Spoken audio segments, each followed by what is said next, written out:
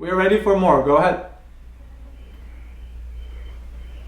Yeah, so what's so fun is that you answered questions during that segment with Dory that I didn't even know that I had.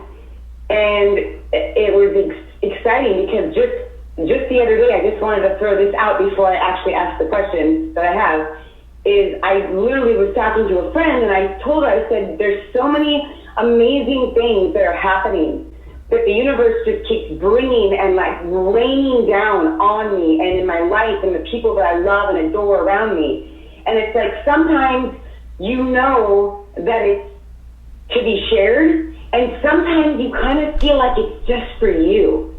Like it's just your little sacred nugget, like your little treasure that the universe is like winking at you, like this is just for you.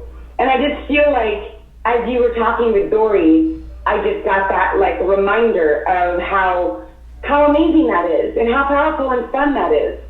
And that just is just a fun thing. And so my question is actually about, so you know when Abraham hot seaters, they come into the seat and they ask a question.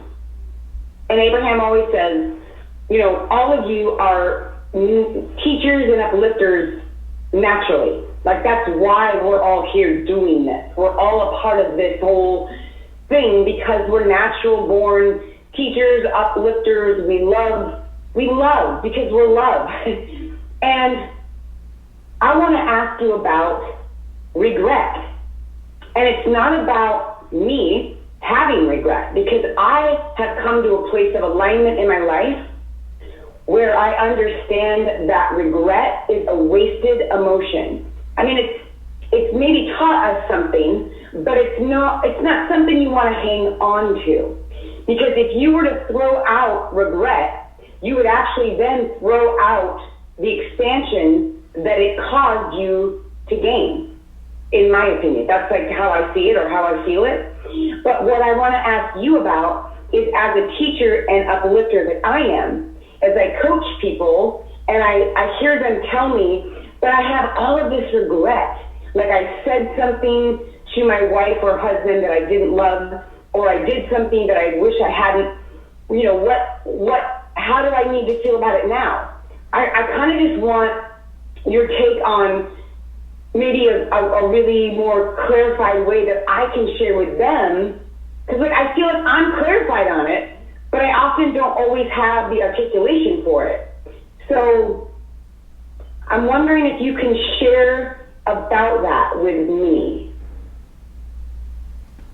We love how you, as a friend before, is trying to get certain things under the carpet. In other words, you're trying to put things in a certain way where you say, it's not me feeling the regret, it's somebody else feeling the regret. And we say, this is reflection of you. You would not experience within your own variety sorting out preference making. You would not interact with regret if you were not in on regret. In other words, there is a choice if you open up the door and ask that, or get yourself into those experiences and not really looking for the regret to understand regret, but opening up knowing that there is going to be something coming at you or coming for you to get more clarity on. But it gets, and we're here being soft with you about this, but what really comes around is that you are getting in that place when you say, this is not for me, but I want to offer it to them, trying to put this bubble on yourself and bubble on this other self and bubble on this person's self, and we're saying it's all one thing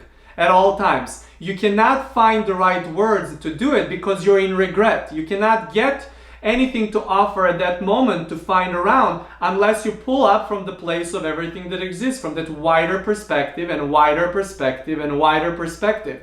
In other words, it's okay for you to go and say, I know that I predominantly am not in a place of regret. Sometimes my friends are there. I meet them there for a moment. Now I want to know, how do I get to my own focus and focus awareness that's happening at all times? How do I do not stay there so much how do I not stay so focused on a regret? In other words, enough that I can engage to move to my own focus and focus dance, and how not so much so that I do not have the juices flowing to get myself out of it, little less to offer to words of someone else to move there as well. In other words, once you get to that place where you do not see the difference, in other words, when you do not feel exclusively in a place of self while interacting with others, once you understand that your self oscillating and some other self oscillating is bringing this conversation mutually, in other words, joining each other into this beautiful interaction that has so much value, then you really stop being as exclusive in your experiences and more inclusive of that everything that exists perspective while interacting with others. And that everything that exists perspective while interacting with others will always allow you to find perfect words, first for yourself to get yourself in a place of more movement, and then as you're offering those, there is a better possibility of others joining into that as well. And then you will see the magic start happening, how the walls between you and others are never really actually there, because you see that at all times we all are one. Okay. But what I'm thinking about is, like, say I step into an elevator and there's 7 people, and I can feel the energy of each one of them, and I can tell that 4 of them I don't really want to engage with. I don't really have any interest in that. Means, but there's 3 of them. That means. Really, like, that means. That means. So it's like, that, I'm in a place that means we will be stubborn with like, you here. We don't know if you hear us. Yeah. We don't know if you hear us, but we will be very stubborn with you, especially with you, because we feel you're on a brink of really hearing this.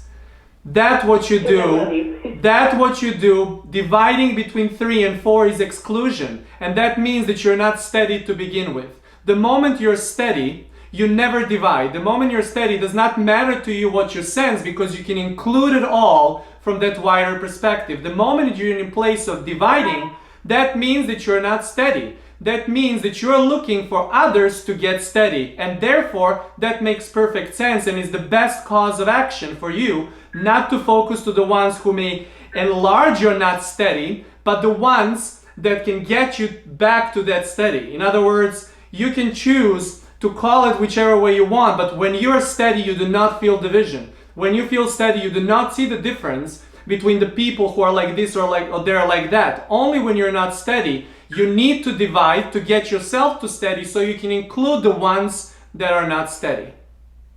Okay, wait, because how I feel is that because I am so steady, that you use the word diversity or like exclusion, where I'm using the word choice. I feel like I'm so steady that I get to choose. That is simply who I am engaged with. Isn't that like steadiness? That is everything but steadiness. That means that at that moment, because you are so steady, when you are so steady, as you're saying, you are either interacting with people that are all steady and you don't even get into division because they all feel steady to you. You do not go into division trying to see how steady they are or not steady they are, and then you say, well, I'm not going to go and choose you guys because you are going to throw me off my steady. Only when the doubt and the fear that your steady can either be interrupted or that you're not in on that steady, which the moment you feel you might be interrupted, you're already not steady, and that's why you see it in that divisioned way. Everyone goes through this. We do not want to make you feel like you're the only one going through this, but we're really consistently talking inclusion, inclusion, inclusion. Everything you experience is inclusion based at all times. You can at all times have this opportunity to include those everything that exists perspective of anyone that you're coming through. But as you're going to interact, you want to be ready. In other words, once you get into the elevator and you're in a place of dividing, that's a little bit late. You want to get into the elevator knowing, I am feeling so steady right now. I'm truly feeling so steady right now. And because I feel so steady right now, there is no necessity for me to make choices. Who am I going to include? Because anything or everything I give attention to from the place of steady feels so good and steady to me that I can find, even in the most unsteady person, I can find that steadiness to shine through. I can find something beautiful in everyone at that moment, even when they're not steady. This is how you want to get into an elevator ride. Not necessarily, I'm feeling so steady and I'm going to choose people who are going to keep me steady, because that's really fickle business. That's really fickle business, so much so that you are then really depending on someone else, which means that you're really not as steady as you thought to begin with. So you always at all times choose what is it, but not while in interacting, as you go into the interaction. That's why we say from that place of steady, you want to call for trouble so you can check your steady, but not for you to call the trouble to check your steady so you can divide, but to call to trouble to get to that place of steady, so when the inspiration for division comes for you, you do not feel like you need to do it because you're so steady that everything within you and your attention is included. So maybe I'm missing something, because I stand in front of the elevator door and I feel completely steady and I feel completely aligned and I love my life and I love everything that's happening. And then I walk in and I enjoy the pleasure of having preference. Like, I love the pleasure of being able to. We will stop you right there for a moment. What I interact with. We will stop you right there because we will stop you for a moment. We will let you hear us out. This place, what you call of making preferences, you have an opportunity to make the preference to get into your steady. Once you're in steady, you're not making preferences. You're then allowing yourself to get into the place of the next question being formulated. But if you feel that making preferences means excluding, that means that you're in a place of the process of making a preference, but not actually getting the clarity of that preference. And so we're very stubborn with you. We know that this is not your usual interaction, but we want to bring to your attention that you're on the brink of really understanding that making the preference from place of steadiness is always the only preference you get, is including everyone else. The moment you do not feel as steady is when you feel like you need to choose. Okay, so I can take pleasure in choice when I want, but I don't need to feel like I need to make choice. I just feel, I like that you're being stubborn with me, because there's something that I still feel like, I'm like, but I feel like I'm so in alignment when I go into those moments, and I like that I can choose, but then, so you're saying that the choice actually becomes irrelevant once I'm so in alignment, because I can let everything be allowed no matter what it is. That is what really true unconditional love and unconditional inclusion is about. That it does not matter what is the place of your attention, that from that place of steady, everything and everyone is included until that place of steady gets a little wobbly, which is okay because it will birth another question. In other words, your place of steady will never guide you into division, only to more and more and more inclusion. We would call that you feeling steady, checking in on someone else, shifting your back so quickly to those 4 people that are pleasant to you. We would call that missed opportunity, because you had an opportunity to really practice steady with the people who are not steady. There's really not much practice around the people that are steady, because you're already steady, they're already steady, and now you're just emphasizing on that steady. But the true feeling of that for you to measure it up comes when you get into the situations when the pebble is in your shoe. And once you feel that you're unconditionally steady, in other words, that you can have some moments, and we understand, and that's why we're so stubborn with you. You asked for it, and we're stubborn with you to be in this place of finding some of those situations where you feel so steady that nothing can get along the way. Then you will find those moments more and more and more, and then you will really start experiencing what the full integration between physical and divine is all about. Yeah, because the solution could never feel as juicy and delicious if there was not a problem. So you got to love the problem so you can get the expansion for the solution. Like that's kind of where I feel like you just led me, like that understanding came through.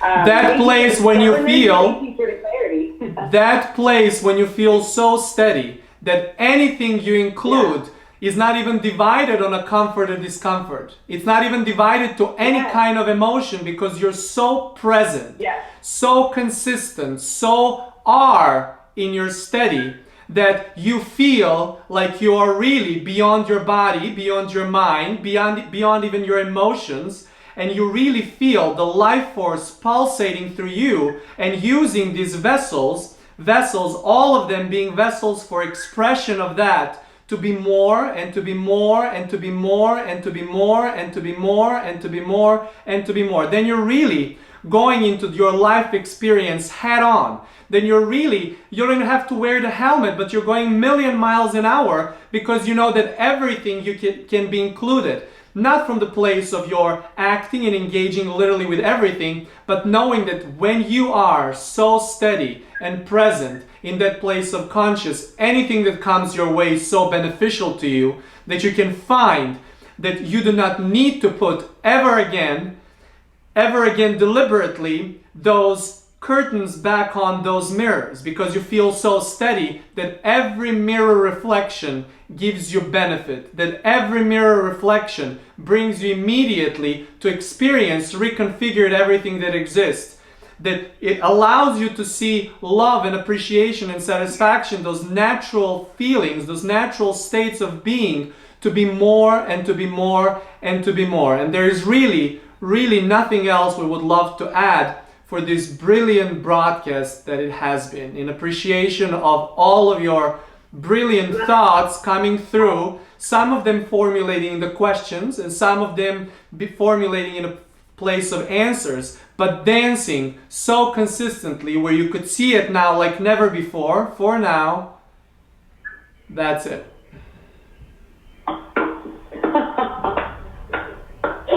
It's like the best ever.